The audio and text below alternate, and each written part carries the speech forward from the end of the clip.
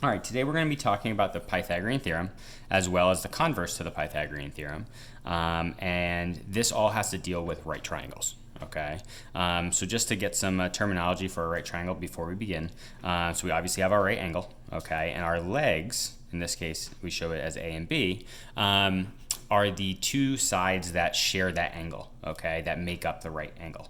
And then there's the hypotenuse, which is the longest side. It is diagonally across from that right angle. All right.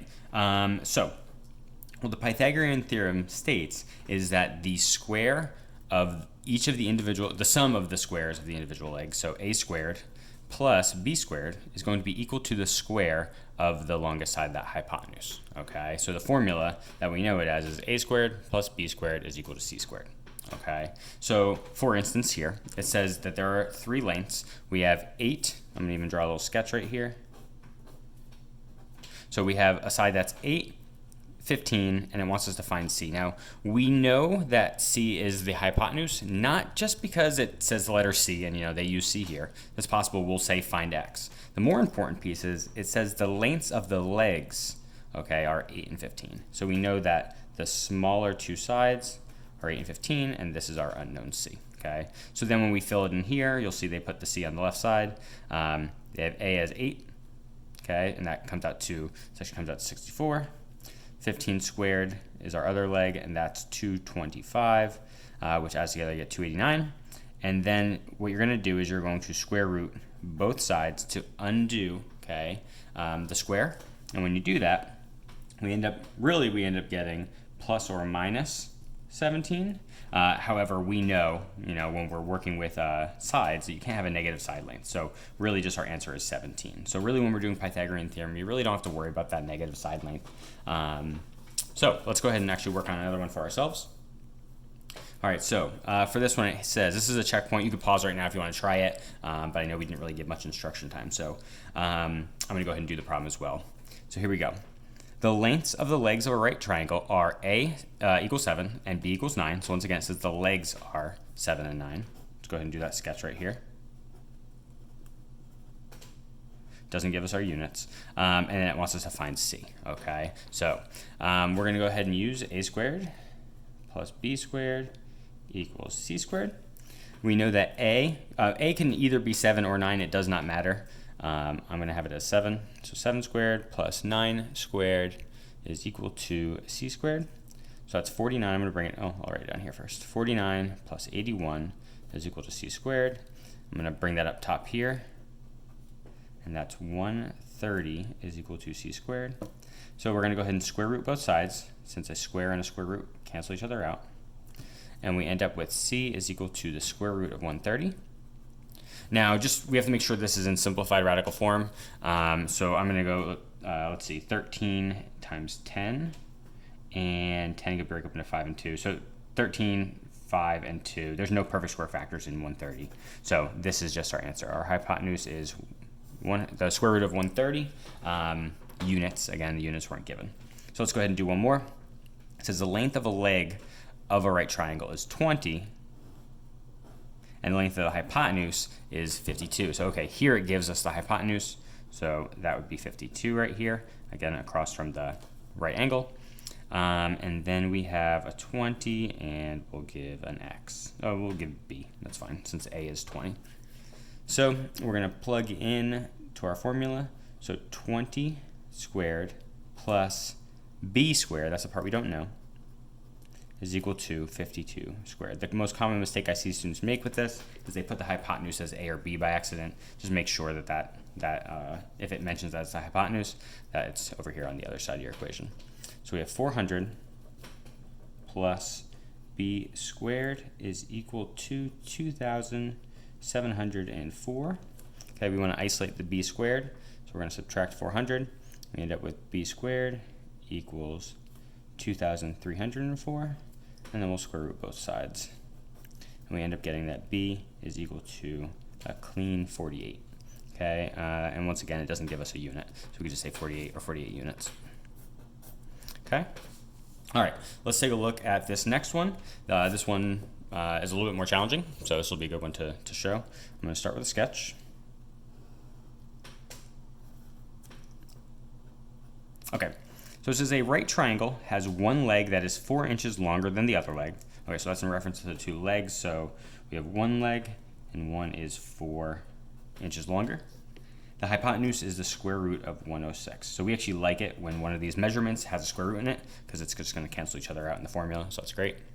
So I'm actually going to go ahead and just solve this on the side rather than do it in here.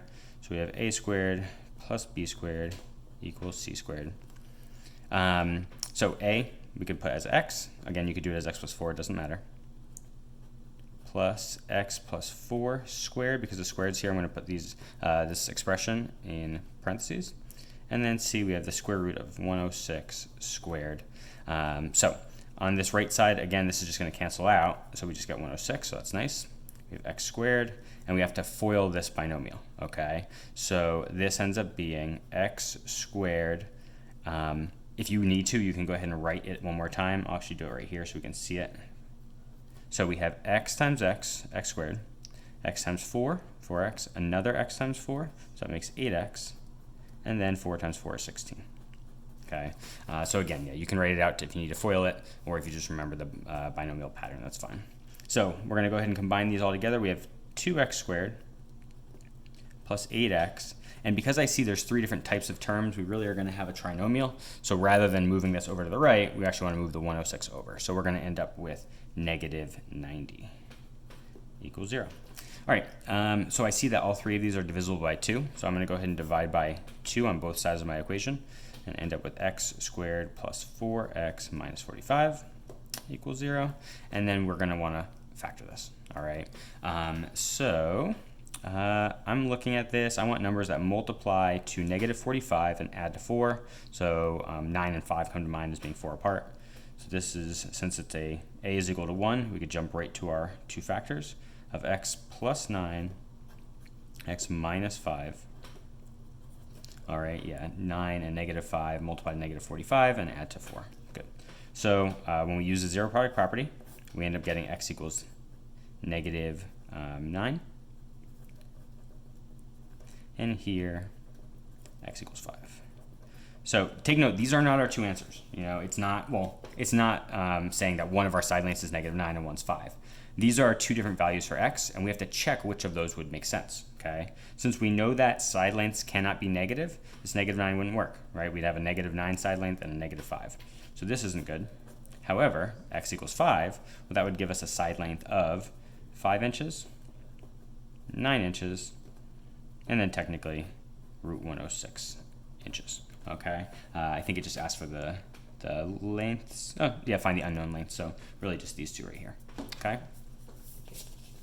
All right, on our next page, there is another one of these, okay, at the top, number 3. So you guys can go ahead and pause the video now and work on that problem.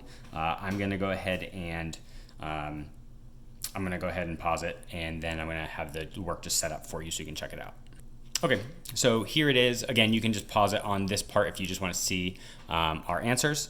We ended up getting to 8 and negative 6, but only 8 was the one that made sense here. So again, it's been up here for a second. You can pause it on this if you want to look over the work a little bit further. All right, the next step is that we are going to talk about the converse of the Pythagorean theorem. And what this says is, if a triangle has side lengths a, b, and c such that a squared plus b squared equals c squared, then the triangle is a right triangle. Okay, and this might seem like the same exact thing. It kind of is. It's just reversed. So what it states is that if you have a triangle that has these 3 side lengths and it satisfies a squared plus b squared equals c squared, then it is in fact a right triangle. And if it doesn't satisfy it, then it's not a right triangle. So here we go. It says, tell whether the triangle with the given side lengths is a right triangle. So we have 10, 11, and 15. So they plugged it in already for us to the formula. Most important thing, make sure the longest side length is separate on the other side of the equation. That's your hypotenuse, that is your C value, okay? If you write them in a different order, even if they had these like written in a different order, make sure your longest side is by itself. So this comes out to be 100 plus 121 equals 225. And when we do this, we end up getting 221, which is not equal to 225. Okay, so the triangle is not a right triangle. And over here, we end up with 9 plus 16 is equal to 25. And because 25 equals 25, yes. Oh, well, the triangle is a right triangle. Okay, so for these ones right here, I'm going to go ahead and just tell you the answer. These are yes.